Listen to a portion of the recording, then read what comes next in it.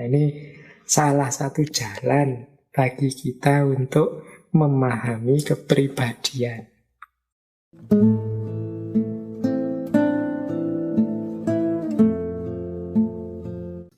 Terus kita lanjutkan. Nah, tadi ini uraian lebih jauh tentang perspektif tadi. Atau istilah lainnya perspektif taking. Jadi perspektif taking. Mengambil perspektif. Kemampuan memahami diri dan orang lain.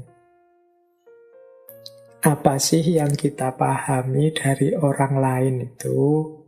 Ini secara umum kita dituntut untuk memahami paling tidak 5 aspek.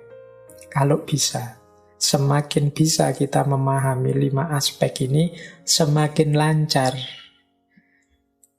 kemampuan kita berinteraksi dengan orang lain. Semakin kita bisa relate dengan orang lain.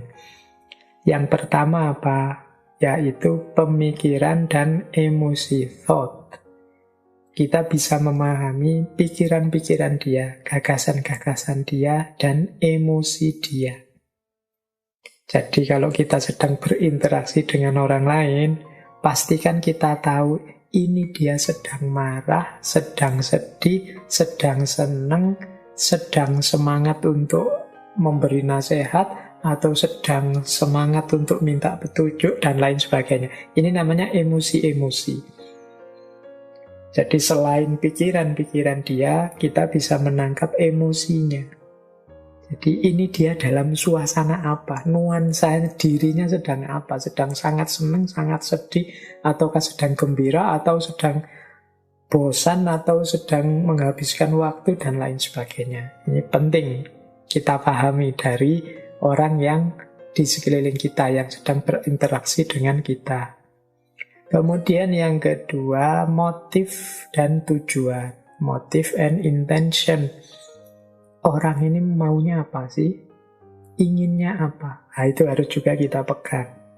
Karena interaksi antara dua orang itu kan selalu ada tujuannya. Inginnya apa? Oh enggak kok, ini dia ngobrol sama aku ini sebenarnya untuk menghabiskan waktu saja. Oh dia ini ingin mendapatkan petunjuk. Oh dia ini sebenarnya hanya ingin punya teman baru aja. Oh dia ini sebenarnya hanya ingin nambah kolega saja, dan lain sebagainya. Nah ini penting kita pahami. Alhamdulillah kalau kita bisa masuk ke 3 aspek selanjutnya. Yaitu yang pertama apa? Prior knowledge atau experiences. Jadi pengalaman-pengalaman dia sebelumnya. Orang ini seperti apa sih? Dia sudah pernah mengalami apa saja? Itu penting. Kalau kita ngobrol sama orang, berinteraksi sama orang lain, kemudian kita tahu siapa dia pernah mengalami apa saja dalam hidupnya, itu kan nanti menentukan cara kita bersikap, berekspresi di hadapan dia. Secara lebih hati-hati, biar tidak keliru, biar tidak salah. Nah itu namanya prior knowledge. Kita tahu, oh orang ini dulu pernah mengalami kejadian luar biasa, misalnya keluarganya mengalami bencana ini, sehingga dia ini sekarang jadi orang yang agak murung. Nah ini, kalau kita lebih punya data ini akan lebih nyaman kita berinteraksi, sehingga mungkin dalam berkomunikasi kita bisa menghindari hal-hal yang tidak mengenakkan dan bisa menjaga kenyamanan kita bersama dia. Itu yang ketiga, experiences. Yang keempat, belief. Prinsip-prinsip hidupnya. Termasuk mungkin agamanya. Meskipun ini sebenarnya kadang jadi urusan yang sangat privat. Tapi kita tahu juga lebih nyaman dalam bergaul, dalam berinteraksi. Karena kalau kita tahu kan bisa menjaga. Misalnya, ini beliau ini Muslim apa Kristen ya? Kalau beliau Kristen ya acara kita yang hari Minggu mending kita pending saja deh. Mungkin dia mau ke gereja. Oh enggak, dia Muslim. Oh kalau begitu karena dia Muslim kita bikin acara tapi jangan hari Jumat ya. Nah itu lebih nyaman interaksi. identitas yang jelas. Ini menurut saya penting juga identitas yang jelas itu. Meskipun bagi banyak orang memang kadang-kadang ini urusan yang privat, tidak perlu ditampak-tampakkan. Ya, tapi dalam konteks tertentu pergaulan kadang-kadang kita tahu dia ini siapa, agamanya apa, kelompoknya apa, alirannya apa, itu memudahkan kita bersikap biar tidak keliru, biar kita bisa menghargai dia, tidak menyinggung dia. Nah, ini dalam perspektif ini menurut saya juga ada pentingnya kita tahu belief-nya, prinsip-prinsip hidup termasuk agamanya, bahkan mungkin termasuk organisasinya. Misalnya dalam Islam itu kan misalnya ada orang yang setuju kalau sholat subuh ada kunutnya atau tidak ada, setuju, lebih milih tidak kunut. Nah, ini kan sederhana sebenarnya, tapi kalau kita tahu teman kita ini pendiriannya seperti apa kan enak. Kan kita sering ditanya, kamu kunut atau tidak? Biasanya kan kita terus jawab, terserah saja, saya kunut bisa, enggak kunut bisa. Oh, ini menyulitkan teman jawaban yang seperti ini itu. Kita yang diberi jawaban itu kan jadi bingung ini. Wah, ini saya kunut apa enggak, ya jadi rumit. Tapi kalau tegas, saya biasanya kunut. Tapi enggak kunut juga enggak apa-apa kok. Tapi ini lebih nyaman jawaban seperti ini. Oh ya sudah, karena sampean biasanya kunut, saya tak kunut sajalah. Wong yo sama-sama enggak wajib, tapi saya menghargai sampean. Loh, pergaulan yang jelas gini kan enak. Engkau siapa, pendirianmu apa, dan kita saling menghargai. Lah kalau kita sama-sama enggak jelas kan enggak tahu jalannya, cara menghargainya gimana.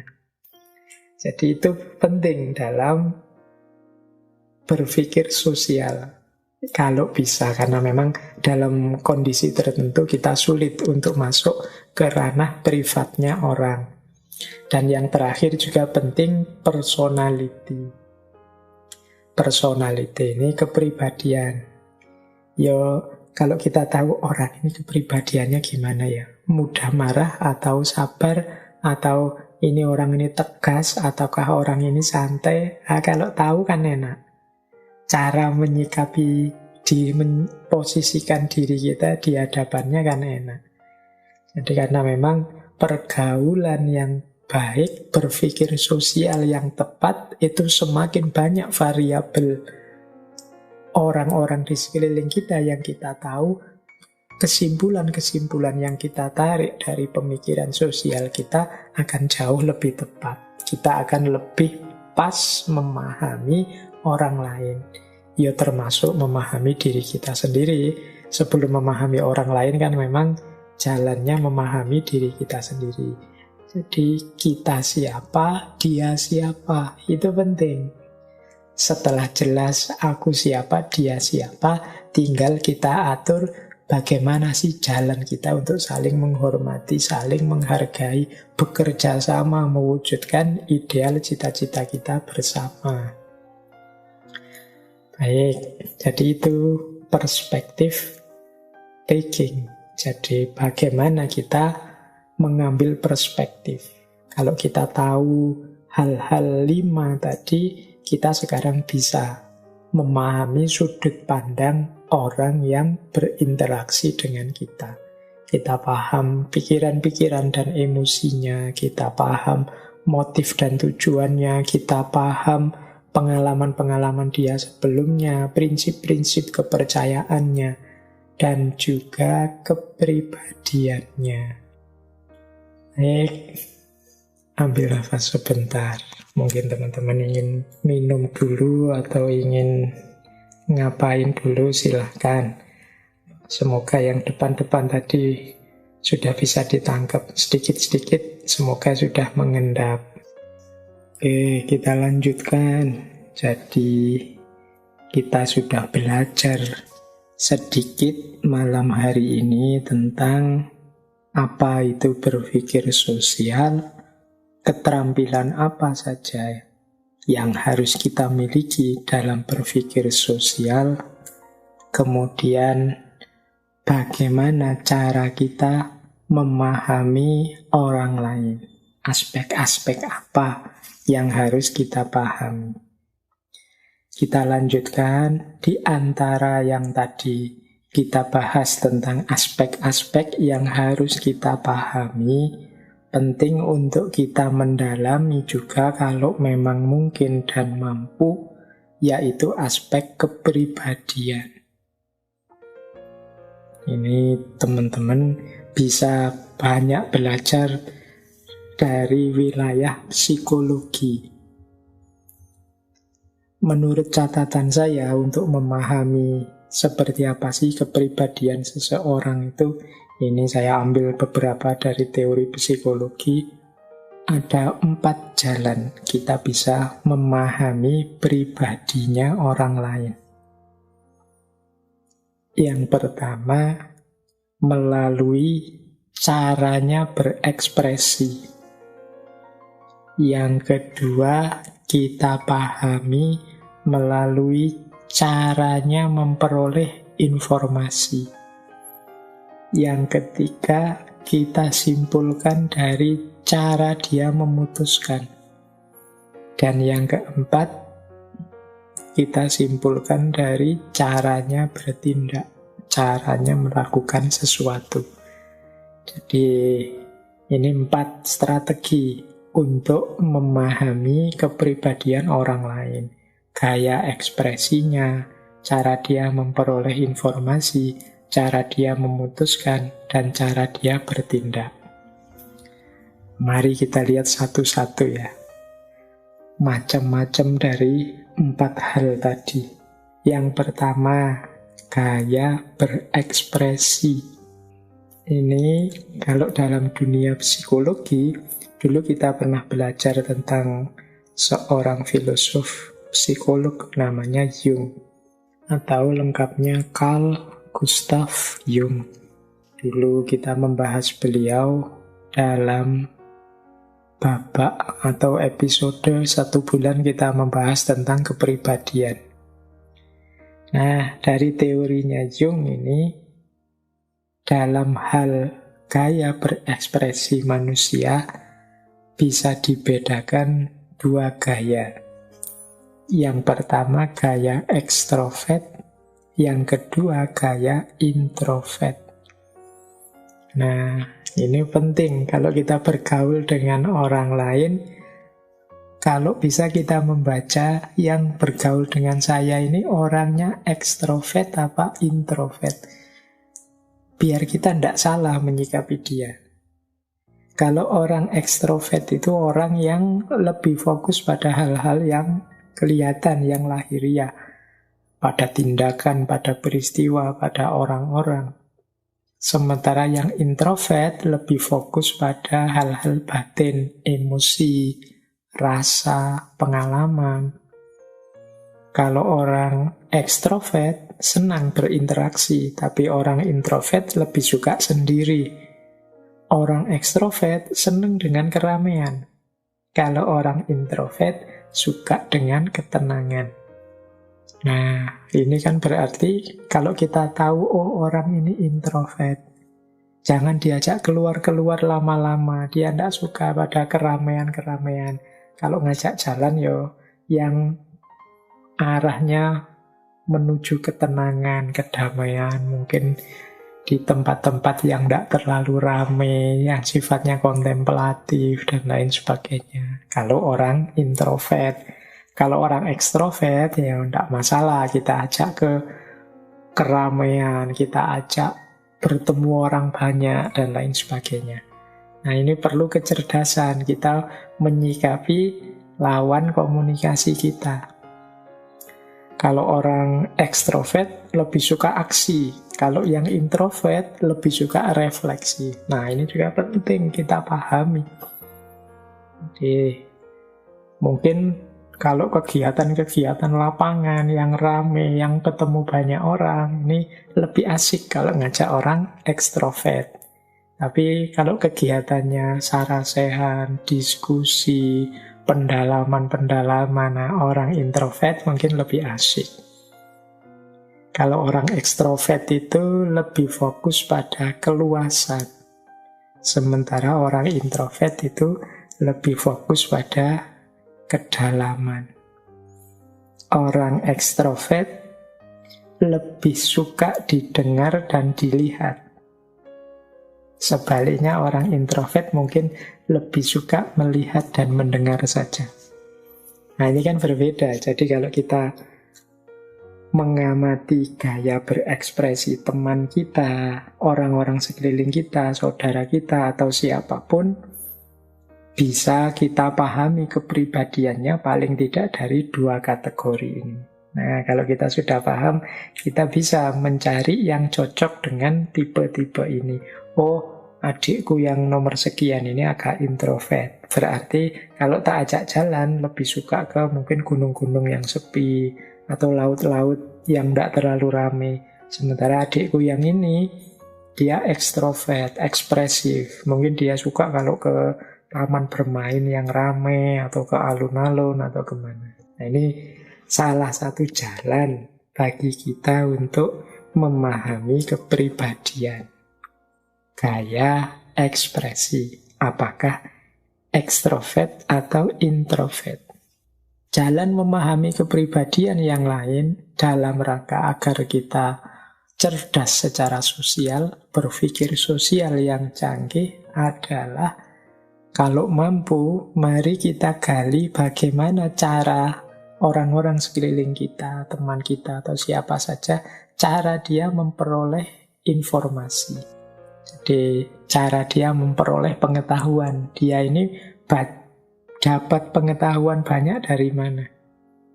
Nanti ada dua gaya, dua jenis. Kalau tadi ekstrovert, introvert, kalau cara memperoleh informasi ini ada dua jenis, yaitu sensing dan intuiting. Jadi kalau sensing itu mungkin memahami secara materi, pemahaman berdasarkan yang kelihatannya saja pakai panca indera. Kalau intuiting itu memahami dengan intuisi, dengan inspirasi, dengan imajinasi. Kalau yang sensing ini mengandalkan yang kelihatan, panca indera. Fokusnya pada masa kini, jadi yang sekarang kelihatan. Kalau intuiting itu biasanya fokusnya pada masa depan, ide-ide, kemungkinan-kemungkinan yang bisa terjadi. Kalau orang dengan gaya sensing itu biasanya fokus memperhatikan detail kecil-kecil yang tampak-tampak. Jadi teliti sekali, mungkin ada keliru-keliru dikit yang bisa dicari, dia akan kelihatan. Tapi orang intuiting itu lebih suka melihat secara umum, general. Lebih fokus pada kesan-kesan awal, kesan umum yang ada apa. Jadi dia kurang memperhatikan detail.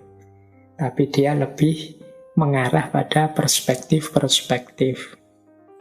Kalau orang sensing suka dengan yang praktis, practical, yang bisa dijalankan. Kalau orang intuiting lebih suka inovasi-inovasi, membuat baru. Orang sensing lebih suka konsistensi, menjalankan tradisi yang selama ini berjalan, aturan yang sudah disepakati bersama. Ini gaya sensing.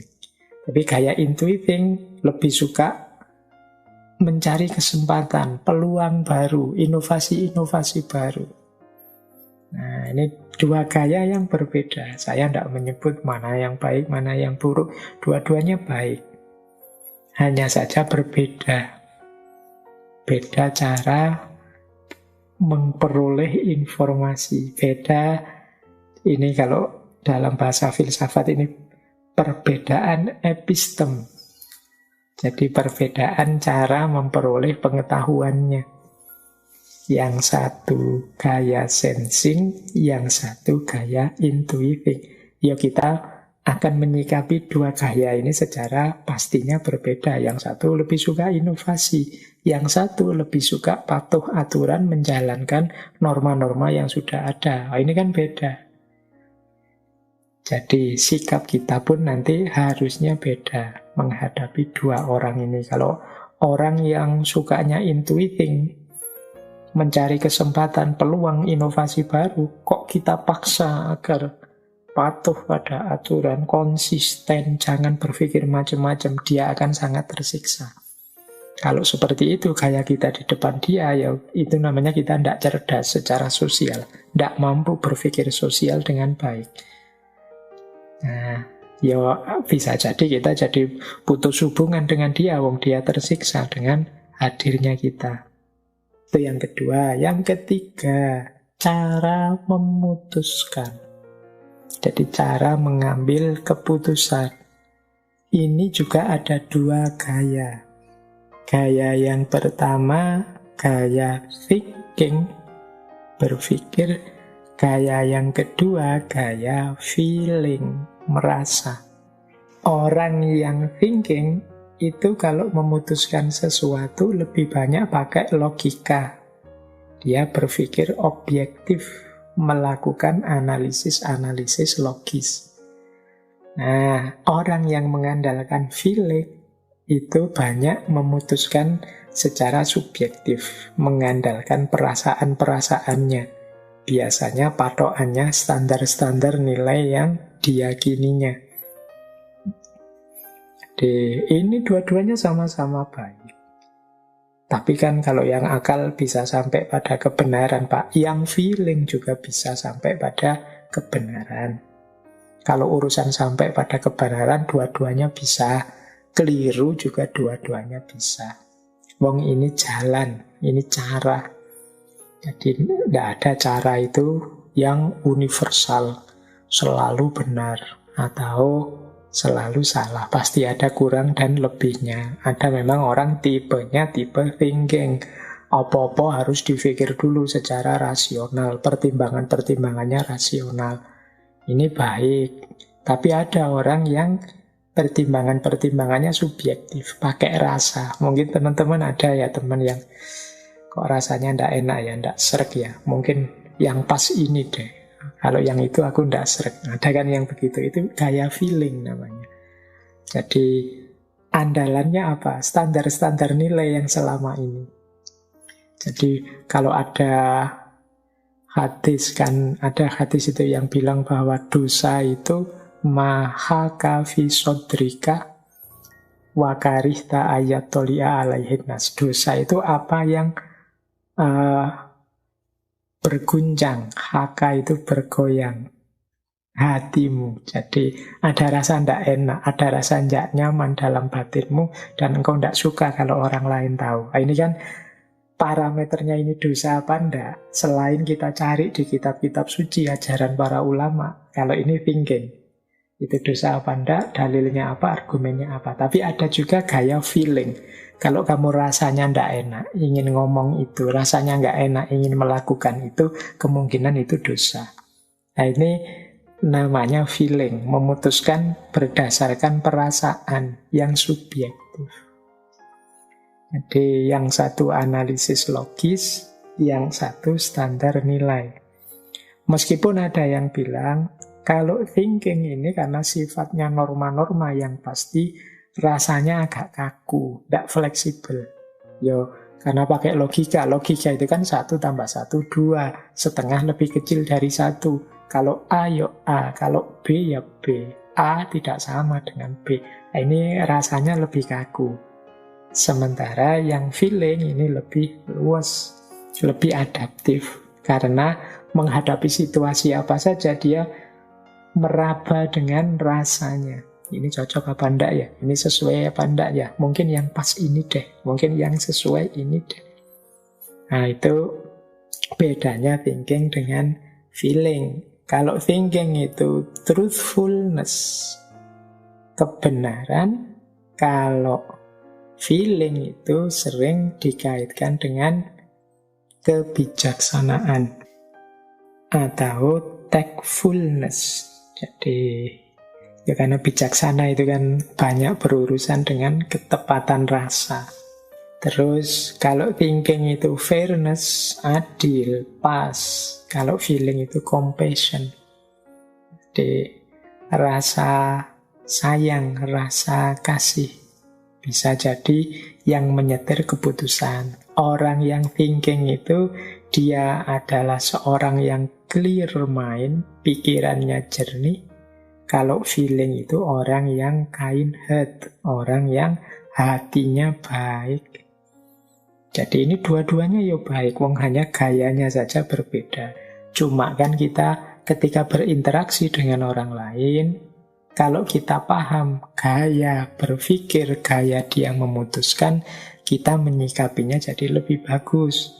Apakah dia ini gaya thinking atau gaya feeling? Kalau dia orang bergaya thinking, kita maju pada dia dengan gaya feeling, mungkin dia tidak terima, dia minta argumen-argumen logis.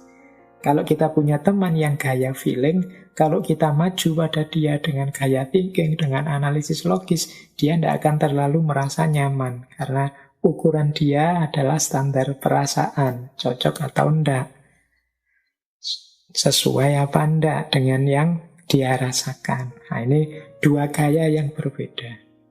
Jadi teman-teman mungkin punya teman, punya sahabat, punya pacar, punya saudara. Ayo, kalau ingin lebih bagus hubungan kita dengan mereka, kita juga meraba, mencoba memahami kepribadian dia dalam hal memutuskan apakah dia thinking atau feeling. Ini penting. Oke, bagian dari kemampuan berpikir sosial. Nah, yang terakhir, cara bertindak. Ini juga harus kita perhatikan. Kalau tadi kan cara memutuskan, berpikir memutuskan. Nah, ini cara dia menjalankan atau bertindak. Ada dua gaya juga. Gaya pertama adalah judging. Gaya kedua, perception. Jadi gaya judging ini gaya, kalau secara letterlek artinya menilai. Kalau perception itu gaya mengamati. Maksudnya apa? Orang-orang yang tipe judging ini kalau bertindak lebih suka sesuai dengan rencana. Jadi konsisten. Tadi inginnya apa, rencananya apa, yaitu yang dijalankan. Tapi ada orang yang gayanya perception. Gaya perception itu tidak kaku dengan rencana, tapi sesuai situasi, fleksibel. Maka orang judging itu biasanya sebelum melakukan sesuatu, merencanakan dulu hal-hal sampai detail. Tapi orang yang perception itu lebih santai, dia terbuka kalau ada alternatif-alternatif baru. Kalau orang judging lebih fokus mengatur, kemudian menuntaskan rencana. Kalau orang perception itu lebih terbuka untuk siap menghadapi perubahan. Kalau ada ketidakpastian. Orang judging fokus pada rencana dan tujuan, orang perception suka dengan spontanitas, mengalir sajalah. Itu gaya perception. Kalau kita punya teman, ayo diperhatikan dia ini tipe judging atau perception. Orang judging itu misalnya diajak jalan kemana, dia akan merencanakan sampai detail. Nanti kita berangkat jam berapa, kemudian naik apa, berapa jam kita di jalan, berarti nanti kita haus ini, kira-kira sejauh itu butuh minuman berapa, nanti makan berapa kali, mampir di warung sebelah mana, berarti berapa banyak uang yang harus kita bawa. Nah, perjalanan 2 hari itu kira-kira butuh ganti baju berapa kali. Kalau sehari ganti 2 kali, berarti kita butuh 4, dan seterusnya. Ini tipe orang judging. Jadi apa-apa direncanakan secara detail. Kalau kita punya teman seperti ini, kemudian kita sembrono, ala jalan sajalah, yang penting kita nanti kalau ada masalah diatasi belakangan. Dia pasti jengkel luar biasa. Ada orang dengan tipe perception. Nah, tipe perception ini kebalikannya, orangnya santai, easy. Ya, kalau ada perubahan ya nanti dihadapi nanti, mengalir sajalah. Ada apa saja kan tidak masalah, yang penting kita jalan sajalah dulu. Ini gaya perception. Kalau kita berhadapan dengan orang gaya perception dan kita bergaya judging, kita ajak dia, yuk kita rencanakan detail, yuk kita harus membawa barang apa saja, sangu kita minimal berapa, nanti kita butuh ganti baju berapa, wah itu dia akan merasa tidak nyaman. Jadi ini juga penting, kita memahami yang lain dari aspek kepribadiannya. Jadi ini kunci-kunci yang penting untuk kita pahami dalam rangka meningkatkan kapasitas social thinking kita. Social thinking itu kan kuncinya bagaimana kita bisa memahami orang lain, bagaimana kita bisa sadar, dan bagaimana cara mengelola kehidupan bersama orang lain. Antara lain tadi, kita pahami dari aspek kepribadiannya. Aspek kepribadian itu bisa kita lihat dari 4 hal. Yang pertama, gayanya berekspresi. Yang kedua, cara berpikir, cara memperoleh informasi. Yang ketiga, dari caranya memutuskan. Dan yang keempat, dari caranya bertindak.